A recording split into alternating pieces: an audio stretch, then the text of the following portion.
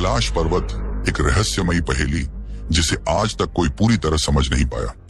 यह स्थान सदियों से अटूट आस्था और अद्भुत रहस्यों का केंद्र बना हुआ है। हम सभी जानते हैं कि अब तक कोई भी कैलाश पर्वत की चोटी पर नहीं पहुंच सका, लेकिन क्या यह सचमुच पूरी हकीकत है? दरअसल एक तांत्रिक ऐसा था जिसने इस असंभव लगने वाले कार्य को अंजाम दिया। वह अकेला इंसान था जिसे कैलाश पर्वत की ऊंचाइयों को छूने की अनुमति मिली थी। पहला और आखिरी व्यक्ति जिसने इस पवित्र और रहस्यमयी स्थल पर कदम रखा। आज की इस वीडियो में हम उसी अद्भुत कथा की परतें खोलेंगे जो न सिर्फ रहस्य से भरी है बल्कि आपके रोंगटे खड़े कर देने वाली है। तिब्बत का एक क्रूर तांत्रिक जिसने 80 लोगों की निर्मम हत्या कर दी, एक पूरा गांव तबाह कर दिया और अपने भयावह कर्मों से समूचे क्षेत्र को दहला दिया। लेकिन सोचने वाली बात यह है कि इतना पापी व्यक्ति कैलाश पर्वत जैसी पवित्र भूमि पर चढ़ने में कैसे सफल रहा। जब यह तांत्रिक कैलाश की चोटी पर पहुंचा और वापस लौटा तो उसने ऐसा क्या बताया कि आज भी तिब्बत के लोग उसे भगवान का स्वरूप मानते हैं? कौन सी रहस्यमयी घटना उसके जीवन में घटित हुई जिसने एक निर्दयी हत्यारे को पूजनीय संत बना दिया? यह कहानी है मिलारेपा की, एक ऐसा नाम जो रहस्यों और चमत्कारों से भरा हुआ है। आज हम इस रहस्यमयी शख्सियत के जीवन के उन अनसुने पलों को उजागर करेंगे जो न केवल चौंकाने वाले हैं बल्कि इंसान के अंधकार से रोशनी तक के सफर की सबसे रहस्यमयी दास्तान को बयां करते हैं। 11वीं शताब्दी के उत्तरार्ध में तिब्बत के दक्षिणी भाग में एक छोटे से गांव में एक बालक का जन्म हुआ जिसका नाम धोपन रखा गया। यही बालक आगे चलकर मिलारेपा के नाम से प्रसिद्ध हुआ। उसका बचपन प्रेम और सुख संपन्नता में बीता। परिवार में खुशियों की कोई कमी नहीं थी क्योंकि वह अपने माता पिता का इकलौता पुत्र था। साथ ही उसकी एक छोटी बहन भी थी जिससे उसका गहरा लगाव था। जीवन एक सुनहरे सपने की तरह चल रहा था, शांति, समृद्धि और आनंद से भरा हुआ। लेकिन कहते हैं ना, वक्त कभी भी एक सा नहीं रहता। और यही हुआ मिलारेपा के साथ। जब मिलारेपा केवल 7 वर्ष के थे तभी उनके जीवन में ऐसा तूफान आया जिसने सब कुछ बदल कर रख दिया। उनके पिता की अचानक मृत्यु ने परिवार को न केवल भावनात्मक रूप से तोड़ दिया बल्कि उन्हें आर्थिक संकट के भंवर में भी धकेल दिया। मरने से पहले उनके पिता ने एक वसीयत तैयार की थी जिसमें यह स्पष्ट रूप से लिखा था कि जब तक मिलारेपा बड़े नहीं हो जाते तब तक उनके चाचा और चाची उनकी देखभाल करेंगे और संपत्ति का प्रबंधन करेंगे। यह फैसला इसलिए लिया गया था ताकि उनके परिवार को किसी तरह की कठिनाई का सामना न करना पड़े। लेकिन जैसे ही उनके पिता की मृत्यु हुई, हालात पूरी तरह बदल गए। जो चाचा चाची कभी प्रेम और सहानुभूति दिखाते थे वे अब असली रंग में आ चुके थे। उन्होंने वसीयत को पूरी तरह अनदेखा कर दिया और संपत्ति पर पूरा अधिकार जमा लिया। मिलारेपा की माँ और बच्चों को नौकरों की तरह काम करने के लिए मजबूर किया गया। मिलारेपा की माँ, जो कभी गांव में सम्मानित महिला हुआ करती थी, अब अपमान और अत्याचार सहने पर मजबूर थी। उनका पूरा जीवन संघर्ष और बेबसी में बदल चुका था। हर दिन तिरस्कार, हर दिन दर्द, लेकिन उनके मन में एक भावना धीरे धीरे आग की तरह जलने लगी, बदले की भावना। उन्होंने कई बार अपनी संपत्ति वापस लेने की कोशिश की लेकिन हर बार हार का सामना करना पड़ा। गांव के लोग इस अन्याय को चुपचाप देख रहे थे। कोई मदद के लिए आगे नहीं आया, कोई उनकी आवाज नहीं बना। वह हर ओर से अकेली पड़ गईं, लेकिन उनका हौसला अब भी टूटा नहीं था। आखिरकार उन्होंने एक कठोर निर्णय लिया, एक ऐसा फैसला जिसने मिलारेपा के जीवन की दिशा ही बदल दी। एक दिन उन्होंने अपने बेटे मिलारेपा को पास बुलाया और सख्त लहजे में कहा, शायद हम अपनी संपत्ति वापस नहीं पा सकते, लेकिन हम उनसे बदला तो ले सकते हैं। हम उन्हें बर्बाद कर सकते हैं। ये शब्द तीर की तरह मिलारेपा के दिल में उतर गए। उनकी माँ का दुख, अपमान और गुस्सा अब उनके भीतर गहराई तक समा चुका था। उनका दिल बदल चुका था। अब वो एक मासूम लड़के से एक खतरनाक तांत्रिक बनने की राह पर चल पड़े। अपमान और यातनाओं की आग में जलते हुए मिलारेपा ने अपनी माँ की आज्ञा को अंतिम सत्य मान लिया। अब उनके जीवन का केवल एक ही मकसद था, बदला। लेकिन यह प्रतिशोध साधारण नहीं था। यह वह बदला था जिसमें खून बहना तय था, जिसमें शत्रु विनाश के सिवा कुछ भी मंजूर नहीं था। इसके लिए उन्होंने एक ऐसा रास्ता चुना जिसे सामान्य इंसान कभी छूने की हिम्मत भी नहीं करता, तांत्रिक विद्या। उन्होंने इस रहस्यमयी और खतरनाक शक्ति को सीखने के लिए एक महान तांत्रिक गुरु की तलाश शुरू की। यही तलाश उन्हें युंग तक ले गई, एक भयानक और रहस्यमयी तांत्रिक जिनकी शक्तियों के बारे में कहा जाता था कि वह अद्वितीय थी। युंग का नाम ही भय और रहस्य का प्रतीक था और उन्हें तंत्र मंत्र के सबसे खतरनाक रहस्यों का झाता माना जाता था। मिलारेपा ने युंग के संरक्षण में तांत्रिक विद्या की गहन शिक्षा ली। दिन रात अभ्यास, कठोर साधनाएं और काले जादू की अनगिनत विधाएं। अब उनका एकमात्र लक्ष्य था विनाश। लेकिन इस राह ने उन्हें एक ऐसे मंत्र की ओर धकेल दिया जो सिर्फ मौत और तबाही लाने के लिए जाना जाता था। मौत का मंत्र। यह कोई साधारण मंत्र नहीं था, बल्कि एक ऐसा अभिशाप था जिससे इंसान का अंत निश्चित था। एक ऐसा मंत्र जिससे बिना सामने आए ही दुश्मनों का अंत किया जा सकता था। यही वह अत्यंत घातक शक्ति थी जिसे सीखने के बाद मिलारेपा पराजय हो चुके थे। अब उनके पास वह शक्ति थी जिससे वे प्राकृतिक शक्तियों को अपने नियंत्रण में ला सकते थे। उन्होंने विशेष रूप से एक विद्या में महारत हासिल की। यह कोई साधारण विद्या नहीं थी, बल्कि एक ऐसा तांत्रिक कौशल था जिससे वे आसमान से तबाही बरसा सकते थे। और फिर आया वह दिन जब उन्होंने अपने पहले प्रतिशोध को पूरा करने के लिए इस शक्ति का इस्तेमाल किया। अपने चाचा और चाची के गांव में उन्होंने भारी ओलावृष्टि का आह्वान किया। आसमान काला पड़ गया, भीषण हवाएं चलने लगी और अचानक ही पत्थर जैसे भारी ओले बरसने लगे। कुछ ही घंटों में गांव की पूरी फसल तबाह हो गई, खेत बर्बाद हो गए, घरों की छतें टूट गईं और हर ओर भय का माहौल बन गया। गांव के लोग आतंकित थे। वे समझ चुके थे कि यह कोई प्राकृतिक आपदा नहीं थी, यह तांत्रिक शक्ति का कहर था। और वे जानते थे कि इस तबाही के पीछे कौन था। लेकिन यह तो बस शुरुआत थी। यह मिलारेपा की पहली विजय थी, पहला वार। लेकिन वे यहाँ रुकने वाले नहीं थे। इसके बाद वह दिन आया जब मिलारेपा ने बदले का सबसे भयानक रूप धारण किया। अब तक उन्होंने अपने शत्रुओं को डराया था, लेकिन अब वे विनाश की पराकाष्ठा पर जाने के लिए तैयार थे। एक ऐसा दिन जब पूरा गांव एकत्रित था, उत्सव का माहौल था, खुशियां चारों ओर फैली थी। लेकिन कोई नहीं जानता था कि यह खुशी जल्द ही एक भयानक तबाही में बदलने वाली है। मिलारेपा ने अपने सबसे खतरनाक मंत्र का प्रयोग किया, मौत का मंत्र। अचानक ही वातावरण में भयानक बदलाव आने लगा। विवाह समारोह में मौजूद लोगों ने देखा कि चारों ओर से जहरीले सांप, मकड़ियां और अन्य घातक जीव प्रकट होने लगे। यह एक सामान्य घटना नहीं थी, बल्कि एक भयानक तांत्रिक शक्ति का परिणाम था। चारों ओर अफरा तफरी मच गई। लोग बचने के लिए भागने लगे, लेकिन यह विनाश यहीं नहीं रुका। अचानक विवाह स्थल की छत चरमराने लगी और देखते ही देखते पूरी छत गिर गई। इस दुर्घटना में करीब 80 लोग मारे गए। वही लोग जिनके कारण मिलारेपा की मां और उनका परिवार अपमान और कष्ट सहने को मजबूर हुआ था। मिलारेपा की मां को गर्व महसूस हुआ। उन्होंने पूरे गांव में घोषणा कर दी कि उनका बेटा अपना बदला पूरा कर चुका है। उन्होंने सोचा कि अब उनका अपमान धुल चुका है, अब वे फिर से सम्मानित जीवन जी सकती हैं। लेकिन मिलारेपा के मन में कुछ और ही चल रहा था।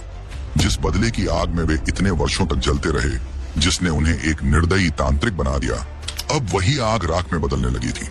उन्हें एहसास हुआ कि उन्होंने क्या खो दिया है। बदला लेने के बाद जो संतोष मिलना चाहिए था, वह अब एक भयानक अपराध बोध में बदल चुका था। उनके हाथों 80 लोग मारे गए थे। उनमें से कई निर्दोष भी थे। जो शक्ति उन्होंने प्रतिशोध के लिए अर्जित की थी, अब वही शक्ति उनके लिए एक श्राप बन चुकी थी। अब उनके मन में सवाल उठने लगे, क्या मैं सच में सही था? क्या मेरा बदला लेना जरूरी था? क्या अब मेरी आत्मा इस पाप को सह पाएगी? यही आत्मिक पीड़ा उनकी जिंदगी का नया मोड़ बनी। इसी समय उनकी मुलाकात एक बौद्ध लामा से हुई, जो उन्हें देखकर उनके भीतर की बेचैनी को समझ गए। लामा ने उन्हें शांति और मुक्ति के मार्ग की ओर बढ़ने की सलाह दी। उन्होंने कहा, अगर तुम सच में पश्चाताप करना चाहते हो तो तुम्हें एक सच्चे गुरु की शरण में जाना होगा। उन्होंने मिलारेपा को एक नाम बताया, गुरु मारपा। गुरु मारपा तिब्बत के एक महान बौद्ध गुरु थे, जिन्होंने भारत से बौद्ध धर्म की गहरी शिक्षाएं प्राप्त की थी। वे केवल एक संत ही नहीं, बल्कि एक अनुवादक के रूप में भी प्रसिद्ध थे। उन्होंने बौद्ध धर्म के कई महत्वपूर्ण ग्रंथों का तिब्बती भाषा में अनुवाद किया था, जिससे यह ज्ञान पूरे तिब्बत में फैल सका। जब मिलारेपा गुरु मारपा के गांव पहुंचे तो उन्होंने सोचा था कि अब उन्हें आध्यात्मिक ज्ञान और शांति का मार्ग तुरंत मिल जाएगा। लेकिन यह इतना आसान नहीं था। उनके सामने एक कठिन परीक्षा खड़ी थी। गुरु मारपा ने उन्हें कठोर साधना करने के लिए कहा, और यह साधना केवल ध्यान या मंत्रों तक सीमित नहीं थी। उन्होंने मिलारेपा को भीषण शारीरिक श्रम करने का आदेश दिया, कुछ ऐसा जो उनके शरीर को तोड़ सकता था, लेकिन उनकी आत्मा को मजबूत करने वाला था। मारपा ने मिलारेपा को पहाड़ों से भारी पत्थर उठाने को कहा। वह पत्थर उन्हें दूर दूर तक ले जाने होते थे, और जब वे एक स्थान पर पहुंचा देते, तब गुरु कहते, अब इन्हें वापस ले जाओ। ये सब सुनकर मिलारेपा हैरान रह जाते, लेकिन वे गुरु की आज्ञा का पालन करते रहे। हर दिन थकावट उनके शरीर को तोड़ रही थी, लेकिन हर दिन उनकी आत्मा और मजबूत होती जा रही थी। यह कोई साधारण अभ्यास नहीं था। यह अहंकार को तोड़ने, आत्मा को जागृत करने और एक नई राह दिखाने की परीक्षा थी। धीरे धीरे मिलारेपा ने गुरु मारपा की शिक्षाओं को आत्मसात करना शुरू किया। उनकी कठिन तपस्या, जो कभी एक दंड की तरह लगती थी, अब एक मार्गदर्शन बन चुकी थी। दिन प्रतिदिन उनका अहंकार टूट रहा था, उनका हृदय निर्मल हो रहा था और वे अपने भीतर एक नई शक्ति का संचार महसूस करने लगे। गुरु मारपा की कठोर परीक्षाओं के बाद मिलारेपा ने साधना के उच्चतम शिखर को छू लिया। उन्होंने ध्यान की गहरी विधाओं को आत्मसात किया, बौद्ध धर्म के तत्वों को समझा और सबसे महत्वपूर्ण, अपने अतीत के पापों का पश्चाताप किया। अब वे तांत्रिक नहीं थे, बल्कि एक पूजनीय संत बन चुके थे। एक ऐसा संत जिसने क्रोध, प्रतिशोध और अंधकार से निकलकर शांति, ज्ञान और मुक्ति की राह पकड़ ली थी। लेकिन यह अंत नहीं था। अब कहानी एक नए मोड़ पर थी।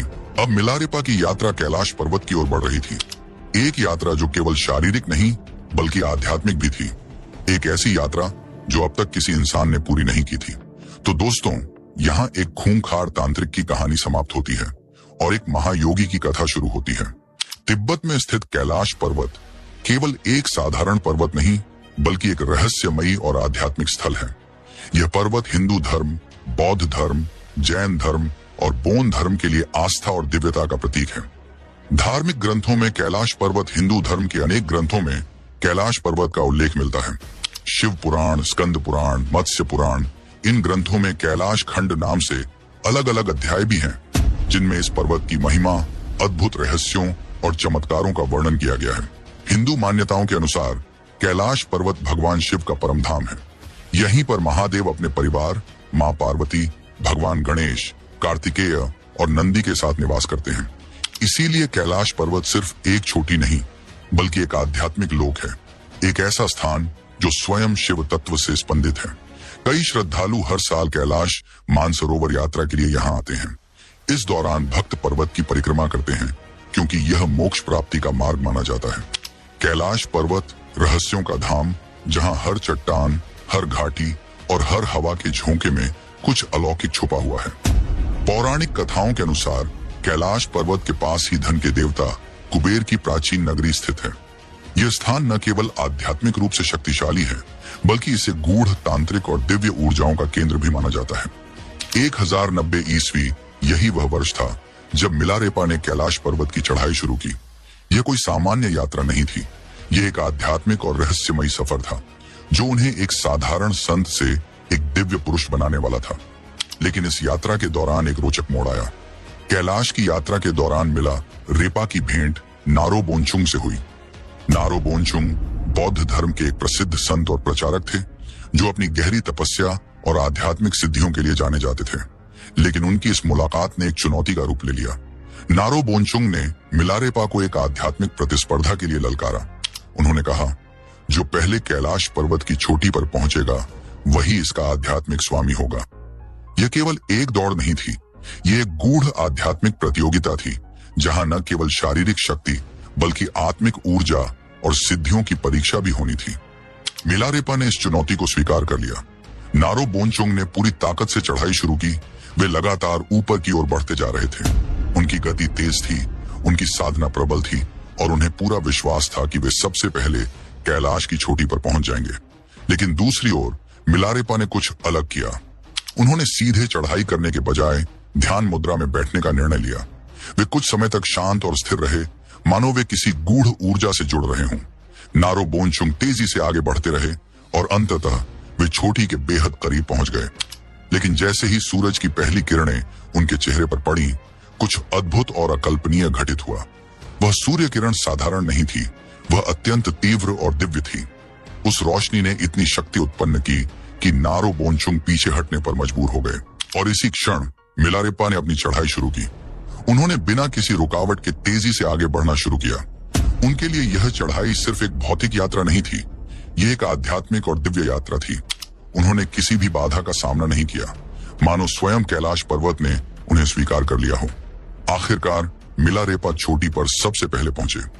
यह सिर्फ एक शारीरिक विजय नहीं थी, बल्कि उनकी आत्मिक शक्ति और दिव्यता का प्रमाण था। यह सिद्ध करता था कि उनकी साधना केवल तंत्र से नहीं, बल्कि आत्मज्ञान और सच्चे आध्यात्मिक पथ से उपजी थी। आज भी यह चढ़ाई रहस्य बनी हुई है। कैलाश पर्वत की चोटी पर पहुंचकर मिलारेपा ने कुछ अकल्पनीय, अद्भुत और रहस्यमयी अनुभव किए, ऐसे रहस्य जिनका सामान्य मानव कल्पना भी नहीं कर सकता। उन्होंने महसूस किया कि यह कोई साधारण पर्वत नहीं, बल्कि एक दिव्य शक्ति का केंद्र है, जहां सिर्फ वे ही पहुंच सकते हैं जिन्हें स्वयं कैलाश ने स्वीकार किया हो। जब वे चोटी पर पहुंचे तो उन्होंने स्पष्ट रूप से कहा, यह पर्वत साधारण मनुष्यों के लिए नहीं है, यह भगवान शिव का पवित्र निवास है, जहां चढ़ने का प्रयास करना उनके ध्यान में विघ्न डालने के समान है। यह कोई चेतावनी नहीं, बल्कि एक दिव्य साक्षात्कार था। कैलाश पर्वत एक आध्यात्मिक परिक्षेत्र। मिलारेपा ने यह अनुभव किया कि जो भी व्यक्ति सांसारिक मोह और अधूरी साधना के साथ इस पर्वत पर चढ़ने का प्रयास करेगा, वह यहाँ की शक्तियों को नहीं झेल पाएगा। यह पर्वत केवल उन्हीं के लिए खुलता है जिन्होंने अपनी आत्मा की गहराइयों में उच्च साधना प्राप्त की हो। यहाँ कोई शारीरिक बल या साहस नहीं, बल्कि आध्यात्मिक शुद्धता ही प्रवेश का एकमात्र माध्यम है। कहा जाता है कि कैलाश पर्वत की तलहटी में समय का प्रवाह अलग तरीके से चलता है। यहाँ एक दिन सामान्य स्थानों के 1 माह के बराबर माना जाता है, यानी 1 माह 2.5 साल के बराबर हो सकता है। वैज्ञानिक दृष्टि से देखा जाए तो यहाँ दिन और रात तो सामान्य रूप से गुजरते हैं, लेकिन वातावरण में कुछ रहस्यमयी तरंगें सक्रिय होती हैं, जो किसी व्यक्ति के शरीर पर तेजी से असर डालती हैं। यदि कोई व्यक्ति कैलाश की तलहटी में केवल 1 दिन बिताता है, तो उसके शरीर की आयु में उतना परिवर्तन हो सकता है जितना सामान्य जीवन में 1 माह में होता है। इसे एक साधारण उदाहरण से समझें। अगर हम सामान्य जीवन में अपने नाखूनों को महीने में 4 बार काटते हैं, तो वहां हमें एक ही दिन में 4 बार नाखून काटने पड़ सकते हैं। विज्ञान और अध्यात्म की दृष्टि से यह रहस्य क्या है? विज्ञान इस प्रक्रिया को फास्ट एजिंग यानी तेज आयु वृद्धि कहता है। यह एक ऐसी अवस्था होती है जिसमें शरीर के सेल्स सामान्य से अधिक तेजी से क्षरण करने लगते हैं। कैलाश पर्वत की चढ़ाई के बाद मिलारेपा केवल एक साधारण योगी नहीं रहे, अब वे आत्मज्ञान की ऊंचाइयों को छू चुके थे। उन्होंने अपने शिष्यों को ध्यान और तपस्या की गूढ़ विधाएं सिखाई, ताकि वे भी मोक्ष और आत्मज्ञान के मार्ग पर आगे बढ़ सकें। उनकी शिक्षाएं केवल ज्ञान नहीं थी, बल्कि जीवन को पूरी तरह बदल देने वाली साधनाएं थीं। एक दिन मिलारेपा को एक विवाह समारोह में आमंत्रित किया गया। उनके आगमन के लिए विशेष स्वागत की तैयारियां की गईं। एक शानदार और सुंदर आसन उनके बैठने के लिए तैयार किया गया, लेकिन इस शादी में एक धनवान पंडित भी उपस्थित था। वह पंडित, जो सांसारिक संपत्ति और वैभव का अभ्यासी था, जब उसने देखा कि पूरा समारोह मिलारेपा के स्वागत में समर्पित हो रहा है, तो वह हैरान रह गया। जैसे ही मिलारेपा उस आसन पर बैठे, विवाह समारोह में उपस्थित धनवान पंडित ने तिरस्कार भरे स्वर में कहा, इस भिखारी के लिए इतनी तैयारियां क्यों? क्या यह मुझसे बड़ा पंडित है? उसके मन में अहंकार और घमंड था। वह खुद को सबसे बड़ा ज्ञानी मानता था और उसे विश्वास था कि मिलारेपा केवल एक ढोंगी संत है। वह सीधा मिलारेपा के पास गया और कटाक्ष भरे स्वर में बोला, मैंने सुना है कि आप बहुत बड़े ज्ञानी हैं। अगर ऐसा है तो मैं चाहता हूं कि आप इन किताबों को पढ़ें और अपना ज्ञान साबित करें। उसने कुछ शास्त्रों और ग्रंथों को सामने रखा, मानो यह साबित करना चाहता हो कि अगर मिलारेपा वास्तव में ज्ञानी है तो उन्हें इन किताबों का अध्ययन करना चाहिए। मिलारेपा का शांत उत्तर, लेकिन मिलारेपा का ज्ञान किसी भी सांसारिक पुस्तक का मोहताज नहीं था। वे शांत भाव से मुस्कुराए और बोले, इन सांसारिक किताबों को पढ़कर सच्चा ज्ञान नहीं मिलता। सच्चा ज्ञान भीतर से आता है, अनुभव से, साधना से और आत्मबोध से। इसलिए मैं ऐसा नहीं करूंगा। यह उत्तर सुनकर पंडित जोर से हंसा। मुझे पता था कि तुम यही कहोगे। दरअसल मैं तुम्हें बेनकाब करने ही आया था। तुम्हारी असलियत सबके सामने लाने आया था। उसके शब्दों में अहंकार था, अविश्वास था। उसे लगा कि मिलारेपा केवल एक ढोंगी है जो किताबें पढ़ने से बच रहे हैं, लेकिन वह यह नहीं जानता था कि वह एक ऐसे संत से सवाल कर रहा था जिसने ब्रह्मांड के सबसे गूढ़ रहस्यों को आत्मसात कर लिया था। पंडित का अहंकार अब बदले की आग में बदल चुका था। उसने अपनी बदतमीजी और कटाक्ष भरी बातें जारी रखी, जिसे देखकर आसपास के लोग असहज हो गए और उसे रोकने लगे। लेकिन यह टोकना पंडित को और क्रोधित कर गया। गुस्से से भरा हुआ वह वहां से चला गया, लेकिन उसके मन में प्रतिशोध की ज्वाला जल रही थी। उसने ठान लिया कि वह किसी भी तरह मिलारेपा को मार देगा। पंडित ने एक महिला को चुना जो लालच के वश में आ सकती थी। उसने उसे लोभ और प्रलोभन से फंसाया और कहा, तुम्हें मिलारेपा को विष मिला हुआ दही खिलाना होगा। अगर तुम ऐसा कर देती हो तो मैं तुम्हें एक हीरे का हार दूंगा और शादी का वादा भी करता हूँ। लालच में फंसकर वह महिला विष मिला दही लेकर मिलारेपा के पास पहुंची। जैसे ही वह मिलारेपा के पास पहुंची, उन्होंने बस एक नजर डाली और तुरंत सारा सच समझ गए। लेकिन वे क्रोधित नहीं हुए, न ही भयभीत हुए, बल्कि उन्होंने हल्की मुस्कान के साथ कहा, मैं यह दही जरूर खाऊंगा, लेकिन पहले तुम वह हीरे का हार ले आओ, क्योंकि वह शादी का वादा तो कभी पूरा नहीं हो सकता। मिलारेपा के ये शब्द सुनते ही महिला के होश उड़ गए। उसे समझ आ गया कि मिलारेपा केवल एक संत ही नहीं, बल्कि एक दिव्य आत्मा है, जिन्हें किसी भी छल कपट का पहले से ही आभास हो जाता है। डर से कांपती हुई वह पंडित के पास वापस लौट गई और पूरी साजिश का भंडा फोड़ कर दिया। पंडित, जो बदले की आग में जल रहा था, ने महिला को वापस भेजने का फैसला किया, लेकिन इस बार उसने हीरे का हार भी उसे दे दिया, ताकि महिला किसी भी तरह मिलारेपा को विष पिलाने के लिए तैयार हो जाए। मिलारेपा का दही स्वीकार करना। जब महिला हीरे का हार लेकर दोबारा लौटी, तो मिलारेपा ने बिना किसी हिचकिचाहट के दही स्वीकार कर लिया। उन्होंने विष मिला हुआ दही खा लिया, और जैसे ही उन्होंने इसे ग्रहण किया, वह महिला रोते हुए उनके चरणों में गिर पड़ी। मुझे माफ कर दीजिए, उसने सिसकते हुए कहा, मुझसे बहुत बड़ी गलती हो गई। लेकिन मिलारेपा मुस्कुराए। उन्होंने अपनी शांत और करुणामयी वाणी में कहा, घबराओ मत, जो होना था वह हो गया। यह सब पहले से तय था, मेरा समय आ गया है। उनकी शांत मुस्कान और निश्चिंतता ने महिला को हिलाकर रख दिया। उसे एहसास हुआ कि जिस व्यक्ति को वह मारने आई थी, वह वास्तव में कोई साधारण मानव नहीं, बल्कि एक दिव्य आत्मा थी। उसी क्षण महिला का हृदय परिवर्तन हो गया। उसने अपना अहंकार, लालच और गलतियां स्वीकार की, और वह स्वयं मिलारेपा की शिष्या बन गई। मिलारेपा ने अपने सभी शिष्यों को बुलाया। उन्होंने शांत भाव से कहा, अब वह समय आ गया है जब मैं यह शरीर त्याग दूंगा। शिष्य आश्चर्यचकित और व्याकुल हो गए। गुरुदेव, ऐसा मत कहिए, हमें अभी आपसे बहुत कुछ सीखना है, उन्होंने विनती की। लेकिन मिलारेपा ने बस मुस्कुरा दिया। मिलारेपा शरीर त्यागने की घोषणा की। केवल उनके शिष्य ही नहीं, बल्कि स्वयं देवी देवता भी उनके अंतिम संदेशों को सुनने के लिए उपस्थित थे। आकाश से पुष्पों की वर्षा हो रही थी। हवाओं में एक दिव्य सुगंध फैल चुकी थी। मधुर संगीत की ध्वनि वातावरण में गूंज रही थी, मानो पूरा ब्रह्मांड उनके मोक्ष का साक्षी बनने आया हो। यह कोई साधारण विदाई नहीं थी, ये एक आत्मज्ञानी संत का ब्रह्मांड से मिलन था। मिलारेपा नाम का अर्थ, मिलारेपा का अर्थ होता है कॉटन लेड, यानी सूती वस्त्र धारण करने वाला। उन्हें हमेशा एक पतले सफेद सूती वस्त्र में लिपटा हुआ दिखाया जाता है, जिसे रीपा कहा जाता है। ठंड में भी बिना ऊनी कपड़ों के रहना। मिलारेपा किसी भी मौसम में केवल सूती कपड़ा ही पहनते थे। यहाँ तक कि कड़ाके की ठंड में भी वे गर्म कपड़े नहीं पहनते थे। हरी त्वचा का रहस्य। मिलारेपा की त्वचा का रंग हरा क्यों था? ये एक अनोखा रहस्य है। उन्होंने डकर तासु गुफा में वर्षों तक गहन तपस्या और ध्यान किया। वहां जीवित रहने के लिए उन्होंने केवल जंगली बिच्छू घास खाई। इसका प्रभाव यह हुआ कि उनकी त्वचा का रंग हरा पड़ गया। इसी कारण कई चित्रों और मूर्तियों में उन्हें हरी त्वचा के साथ दिखाया जाता है। उनकी महायोगी की यात्रा, जो एक तांत्रिक बदला लेने वाले से शुरू हुई थी, आत्मज्ञान के उच्चतम शिखर पर समाप्त हुई। उन्होंने क्रोध और प्रतिशोध को पराजित किया। उन्होंने मृत्यु से पहले ही अमृतत्व प्राप्त कर लिया। वे केवल एक संत ही नहीं, बल्कि ब्रह्मांडीय ऊर्जा के प्रतीक बन गए। आज भी उनकी शिक्षाएं बौद्ध धर्म में गहराई से जानी जाती हैं, और उनका जीवन तपस्या, धैर्य और आत्मज्ञान की सबसे अद्भुत कहानी बन चुका है। मिलारेपा केवल एक साधक नहीं, बल्कि एक महान काव्य योगी भी थे। उन्होंने हिमालय की पवित्र चोटियों, झीलों और रहस्यमयी स्थानों के बारे में 1 लाख से अधिक गीतों की रचना की। उनके गीत सिर्फ शब्दों का मेल नहीं थे, बल्कि वे आध्यात्मिक ऊर्जा, ध्यान और साधना की गहरी अनुभूति से भरे हुए थे। हर गीत उनकी तपस्या की गवाही देता है। हर शब्द ज्ञान, आत्मबोध और मोक्ष का मार्ग दर्शाता है। उनकी कहानी हमें यह सिखाती है, प्रतिशोध का मार्ग विनाश की ओर ले जाता है, लेकिन आत्मज्ञान का मार्ग मोक्ष की ओर। असली शक्ति बाहरी नहीं, बल्कि आत्मा की गहराइयों में छुपी होती है।